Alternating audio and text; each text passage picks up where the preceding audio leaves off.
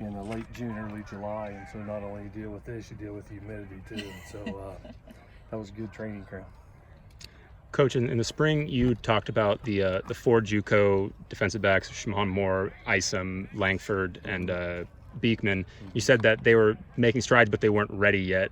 Has that changed? Has your opinion changed now, No. 5 days into camp? They're not ready yet. Is it? And they're not, but they don't have to be today.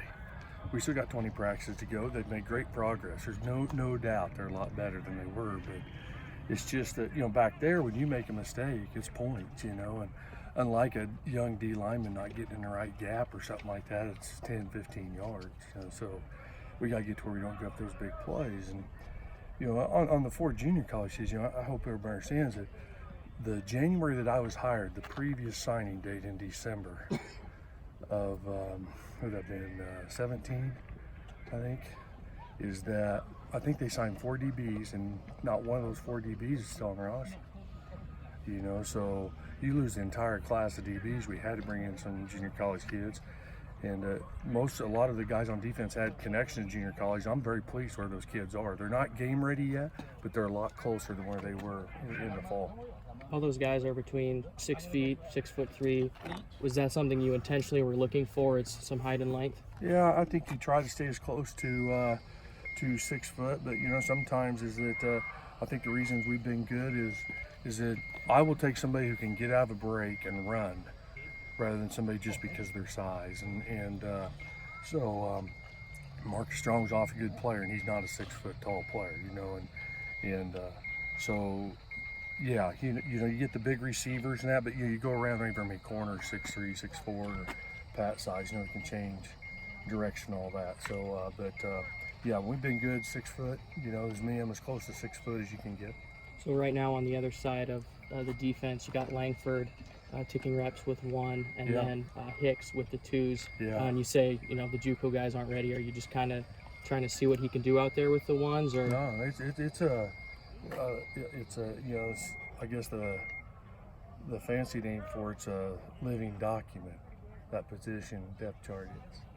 So whoever performs well one day is going to play the next with whatever group, and it'll be that week through the season too. You're going to earn your job each week, and if you have you have a bad week in practice getting ready, and the guy behind you has done a better job, he's going to start.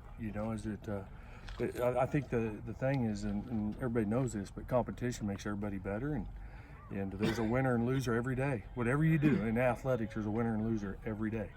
It seems like Langford, you guys seems like you guys like him at cornerback, and Beekman, you guys like him at safety. Is Isom and Moore or Shimon Moore, do they have firm positions yet, or are they still kind of roaming around the secondary trying to find like a more permanent home? No, Dan's going to play at safety.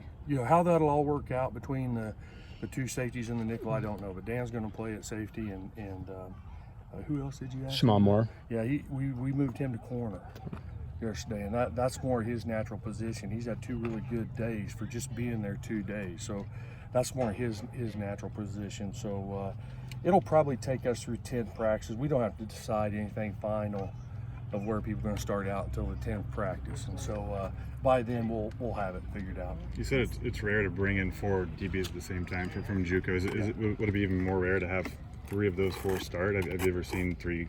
No, if you do a good job recruiting, that's what it comes down to on connections, and junior colleges they're a great thing. I got a lot of great friends that coach in junior college, and hey, some kids come up a little short of grades. Maybe somebody didn't get an offer that they were expecting and decided, hey, I'll go to junior college and have 2 years and develop and get a better offer.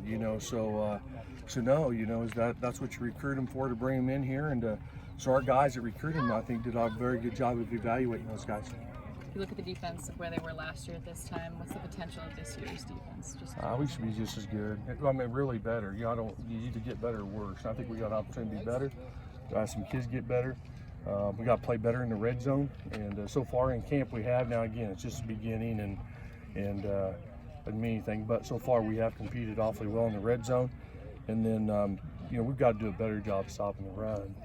And still, I don't know. Somebody put some crazy run efficiency thing. I don't know what the hell that is. Okay, quite frankly, but and say we were 103rd or something. I don't know what the hell that is. You know, I know that in the running defense, I don't know, we were somewhere around 50 or something in the middle of the thing, and that's not good enough. We got to be better than that. And so we're committing some time all through fall camp on some of that stuff. And in the mornings, our walkthroughs have been mainly run defense-oriented stuff, and then when we come out here with Coach, obviously we get to work on the passing stuff.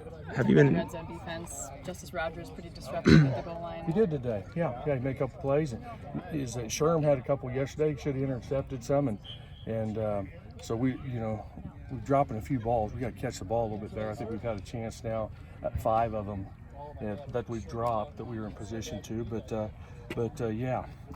that's the one positive for us so far. We've competed well down in the red zone. Have you been impressed with the way your defense has responded, kind of the surprise departure of Jalen Thompson in terms of the leadership side and different guys stepping up? It's kind of seemed like Jalen, although he wasn't as vocal as Peyton or anything like that, but he was kind of the next guy to step up as a big leader for this defense.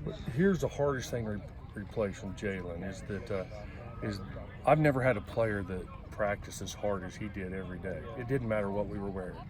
He came every day ready to practice, and that everybody has a bad day every now and then. Not Jalen, okay?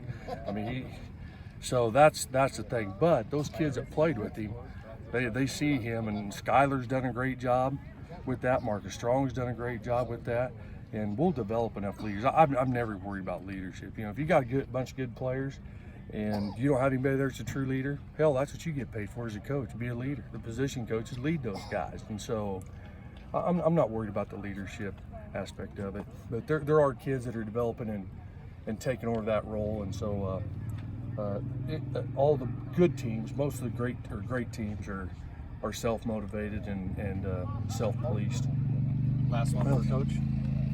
Do you foresee the nose tackle competition going until that last week between? I mean, Misi's been playing there mostly, but it seems like Lamont's right on his heels, and you've got Zeus and a few other guys. Yeah, I'll tell you, I'm really pleased, even with the young guys up front, is that that'll be every week, you know, for the next 13 weeks. Whoever practiced best and whoever's most productive in the game, you know, we'll get the start the next week. Now, I don't believe in guys who play well in games. Then you tell them they're going to start, then they practice like crap. They're not going to start, you know what I'm saying? But competition, that'll make us a lot better. I mean, I believe in that because of the competition that we have down inside. Anything else? Thanks, Tracy. Thanks, Tracy.